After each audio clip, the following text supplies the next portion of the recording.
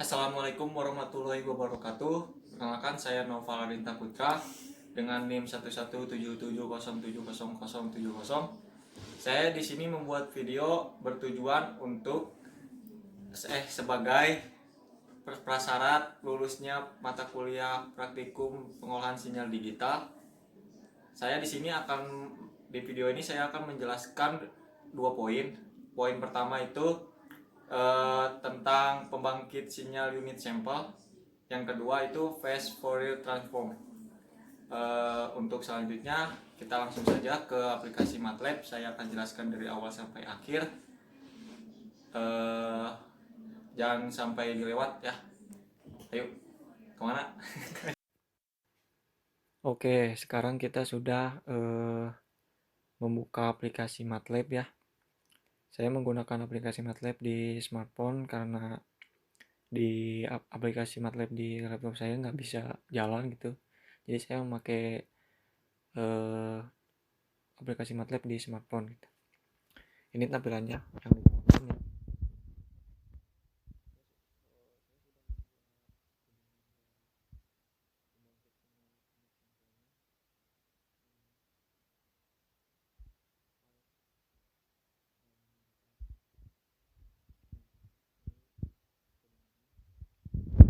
Sebelum saya menjelaskan satu persatu, jadi ini pembangkit sinyal unit sampel ini termasuk sinyal waktu discrete gitu. Sinyal waktu discrete. Nah, oke, langsung saja ke penjelasan codingan satu persatu. Yang nomor satu, K sama dengan 3. Ini sebenarnya baru saya rubah tadi. Bisa dirubah-rubah gitu ya. Asal jangan melebihi nilai dari N1 sama N2. Maksud dari nilai N1 itu nilai sebagai patokan nilai batas bawahnya gitu. Min 5. Dan ini N2 sebagai patokan batas atasnya sama dengan 5 gitu.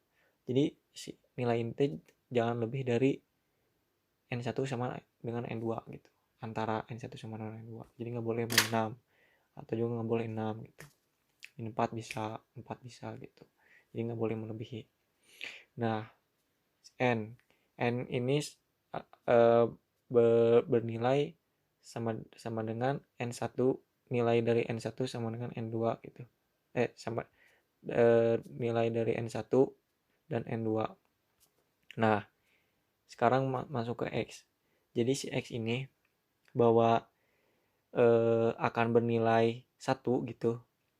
Akan bernilai 1 saat si N min K-nya itu sama dengan 0 gitu. Sama dengan 3, kan K-nya 3 nih.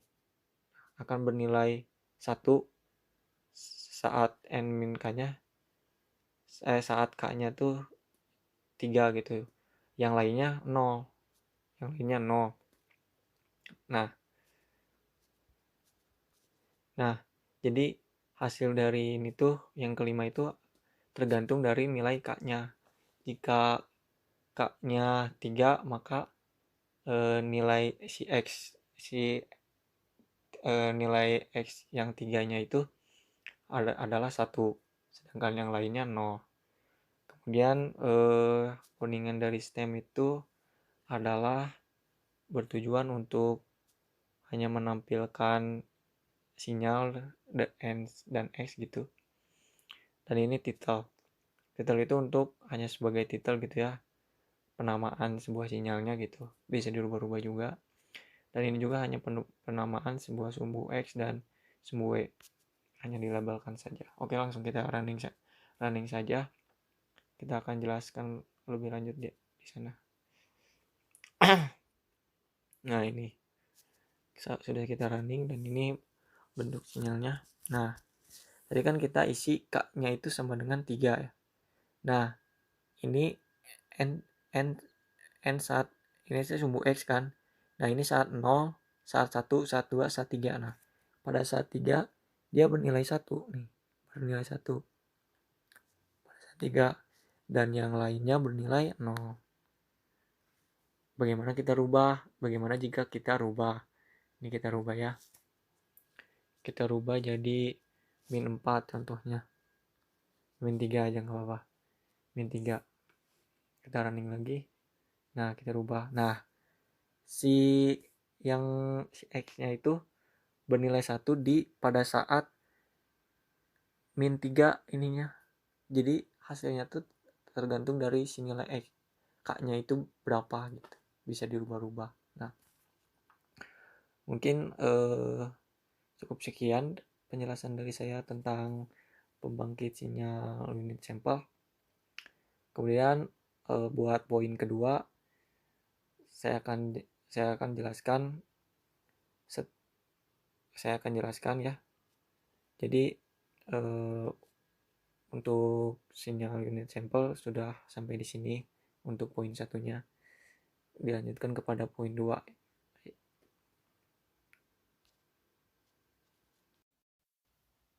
Oke, sekarang kita akan memasuki ke poin kedua ya. Saya akan menjelaskan poin kedua. Jadi poin kedua ini kita akan membahas tentang fast Fourier transform, atau dalam bahasa Indonesia itu transformasi Fourier cepat gitu. Ini biasa dikenal biasa disingkat dengan FFT gitu ya.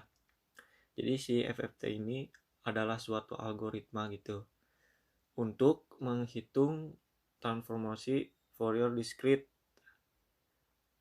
Jadi atau disingkat DFT biasanya. Kalau dalam bahasa Inggris itu DFT yang singkatannya teh discrete Fourier transform gitu. Nah, tentu saja ini mentransformasi ini dengan cepat dan efisien gitu ya. Sekarang udah banyak yang pakai ini. Biasa dalam beragam bidang itu banyak yang pakai, mulai dari buat pengolahan sinyal digital atau memecahkan persamaan diferensial parsial gitu ya, dan untuk algoritma untuk mengalihkan bilangan bulat besar gitu ya, biasa dipakai. Nah, jadi langsung saja kita ke codingannya gitu ya. Nah, ini codingannya FFT. Nah, jadi ini di sini ada dua. Di sini ada bagian domain waktu dan ada domain frekuensi. Nah,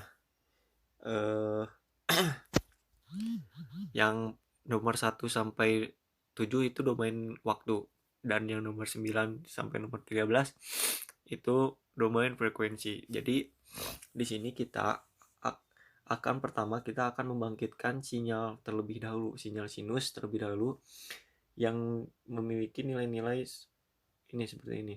Frekuensinya 5 Hz. Dan ini frekuensi samplingnya 100. Dan amplitudenya 1 volt. Nah, di sini X label itu penamaan gitu ya, buat penamaan sumbu X itu time gitu ya. Nah, dari si sumbu X-nya time, kita akan merubah ke si sumbu X-nya itu menjadi frekuensi gitu, menjadi sebuah frekuensi. Nah, langsung saja kita running dulu ya. Kita jelaskan nanti di saat grafiknya sudah muncul. Running.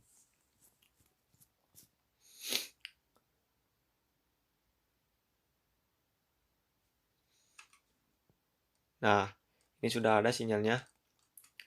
Jadi, nah ini X sumbunya dalam domain waktu gitu ya, time. Dan ini frekuensi, grafik yang paling bawah itu yang kedua. Nah, yang ini yang pertama. Di sini sebelumnya dia domain waktu, di sinilah fungsi FFT gitu ya.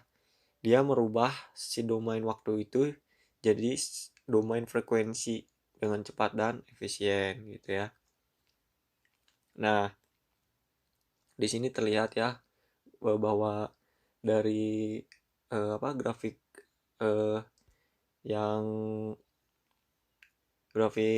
yang paling atas dia menuju ke yang bawah itu berubah gitu ya, kerapatan sinyalnya tuh yang renggang tuh kelihatan renggang, dan yang di bawah itu kecil-kecil gitu ya. Nah, kecil-kecil itulah jadi ya kita kalau misalnya banyak digunakan gitu di berbagai bidang sekarang-sekarang ini. Nah, saya akan menjelaskan codingannya. Nah, codingannya tuh di sini frekuensi tentunya 100. Nah, ini T-nya itu sebagai waktunya. Sebagai waktunya karena dalam domain waktu saat di pada domain frekuensi dia waktu sudah nggak ada gitu ya. Dia x labelnya x, sumbu x nya jadi frekuensi gitu kira-kira ya. Oke, sampai di sini saja mungkin penjelasan dari saya, kurang lebihnya saya minta maaf gitu ya. Untuk yang ingin bertanya silakan isi di kolom komentar saja gitu, insya Allah saya akan membalasnya. Oh ya, dan jangan lupa untuk jika bermanfaat video ini jangan lupa untuk men-share-nya, eh, men-subscribe-nya juga atau like juga nggak apa-apa. Terima kasih gitu ya. Oke, sampai di sini saja. Assalamualaikum warahmatullahi wabarakatuh.